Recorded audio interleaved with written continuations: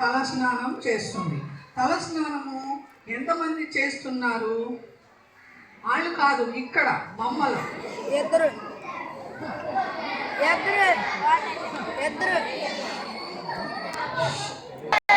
ఇద్దరిలో ఆడపిల్ల చేసేటప్పుడు ఎంతమంది ఉన్నారు? ఒక్కతే ఉంది కదా. ఆమెకు పక్కన ఏమేమి వాడుతుంది? స్లిప్పర్స్ వాడుతుంది. కంపల్సరీ మీరు కూడా వేసుకోవాలి. ప్రతి స్కూల్లో కూడా ఆ చెప్పులు అలవాటు చేశారు, షూస్ ఇచ్చి. అలాగే సోప్ కూడా వాడుతుంది కదా. ఆమె తలస్నానము ఒక్కతే చేస్తుంది కదా, పెద్ద అయిపోయింది కాబట్టి ఒక్కతే. కానీ మీరు స్కూల్ నుంచి వెళ్ళినాక మీరేం చేస్తారు? ఆ స్కూల్లో బుక్స్ తీసుకెళ్ళి సీరియస్గా అక్కడ పడేస్తారా? ఆడుకుంటారు. బుక్స్ అన్ని చదివేసినట్టు ఆడ పడేసి ఏం చేస్తారు? చక్కగా ఆడుకొని 7:30కు వస్తారు దొరబాబులు కదా. 7:30కు వచ్చామా అన్నం పెట్టు అంటారు. కష్టపడి వస్తారు కదా. అన్నం పెట్టగానే ఇంకా చెయ్యి కూడా కడుక్కోడు సరిగా. ఏం చేస్తాడు? చక్కగా చెయ్యి అట్టి కనుక్కొని అన్నం పెట్టించుకుని తిని చక్కగా వెళ్ళిపోతాడు బెడ్ మీదకి. అప్పుడు ఏమొస్తుంది? గజ్జి వస్తుంది, అన్నీ వస్తుంది. అప్పుడు తల్లికి బాధగా తీసుకొచ్చి స్నానం చేసి అందరూ అట్లా చేయించుకునేవాడిని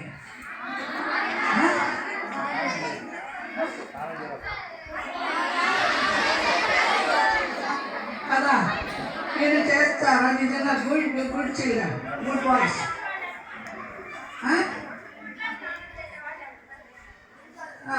ఇప్పుడు పొద్దున్నే స్కూల్కి వచ్చేటప్పుడు స్నానం చేసేవాళ్ళు ఎంతమంది?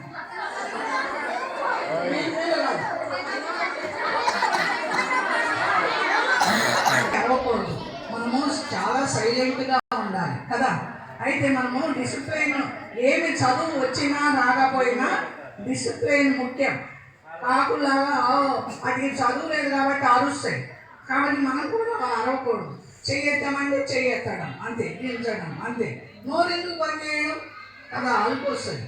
కాబట్టి మీరంతా కూడా ఒక పూట చేస్తారో 2 పూటలు చేస్తారో వీడికి తెలుసు. లోపలున్న ఆత్మారావుకి తెలుసు కదా. మీరు ఎన్నిసార్లు చేసేది అనేది మీ ఆత్మారావుడు ఉంటాడు కదా లోపల. ఒకడు చేస్తూ ఉంటాము, బ్రష్ చేస్తూ ఉంటాము. బ్రష్ చేసేటప్పుడు మీరందరూ కూడా టీవీల్లో చూస్తున్నారు ప్లాస్టిక్ వాడకూడదని కదా. ప్లాస్టిక్ని ఈ బ్రష్ మనం ఇలా అంటే ఏమవుతాయి? బ్రష్ మీద ఉన్న నైలాను స్మూత్గా ఉన్నాయి, వంగిపోతాయి. మళ్ళీ ఇలాంటి ఇట్లా వంగుతాయి కదా. మురికిపోతుందా? పోదు. అయినా ప్లాస్టిక్ వాడితే క్యాన్సర్ వస్తుంది, థ్రోట్ క్యాన్సర్ అని చెబుతున్నారు. మరి మనం అది కొనుక్కుంటే కాస్ట్లీయా కాదా? అంతకుముందు వెనకటోళ్ళు మరి పేస్టులు రకరకాల ఇవన్నీ వాడారా? వాళ్ళు ఇప్పుడు ఎంత నైస్ పోతే అంత పీసు రోగాలు వస్తున్నాయి. నైస్ పోతే అంటారు కదా. అలాగా ఇప్పుడు ఏమవుతుంది? ఎండడం కోసం బాగా అంత వేసుకుంటారు పేస్ట్ మీద, ఇట్టి అయిపోయాయి కదా. మింగేస్తారు, మింగేసేసి నేను కడిగేస్తారు. కానీ అలా కాకుండా కడిగేటప్పుడు ఇప్పుడు నేను వేప పుల్ల ఇది డబ్బులు పెట్టి కొనేదా? ఇది చీఫ్గా మనకు దొరుకుతుంది. మనకు ఎప్పుడు కావాలంటే అప్పుడు దొరుకుతుంది. అది మనం పైన కొంచెం కట్ చేసిన తర్వాత కొంచెం నమిలినామనుకో గట్టిగా ఉంటుంది. అక్కడ చక్కగా ఇట్లా అంటే పళ్ళ సందుల్లో ఉన్నటువంటి ఏమైనా కానీ వచ్చేస్తాయి. తీయగా ఉంటుందా? అది చేదుగా ఉంటుంది. చేదుగా ఉంటే అది మరి బ్యాక్టీరియా చనిపోతుందా బతుకుతుందా? అంత పెద్ద దంతాలకు కావాల్సినటువంటి ఆరోగ్యం అనేటువంటిది ఈ చేదు వలన మనకు ఎక్సర్సైజ్ అయ్యి అటు ఇటు ఈ కుంచెలాగా మనం రుద్దడం వలన మనకు ఆరోగ్యాన్ని ఇస్తుంది. పళ్ళు ఎప్పుడు కూడా మన లంగ్లో ఉన్నటువంటి ఇన్ఫెక్షన్స్, మన నోట్లో ఉన్న లాలాజల గ్రంథుల దగ్గర ఏదైనా బ్యాక్టీరియా ఉన్నా శుభ్రం అవుతుంది ఈ చేదుకి.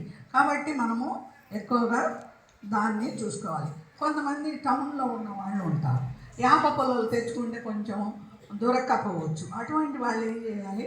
ఉప్పు ఎందుకు పనిచేస్తుంది అంటే క్రిముల్ని చంపే గుణము దానికి ఉంది. డిజిన్ఫెక్షన్ అంటే వాటిని ఏదైనా ఒక క్రిమి ఉన్న చోట ఉప్పును కానీ వేసినట్టయితే చక్కగా అవి చనిపోతాయి, ఎదుగుదల ఉండదు. కాబట్టి ఉప్పు అయినా వాడచ్చు. కానీ పేస్ట్ అండ్ ఇది బ్రష్ని ఏం చేయాలి? వాడకూడదు, వదిలేయాలి. మీ పళ్ళు ఎంత తొందరగా పాడు కావాలంటే వాటిని వాడండి.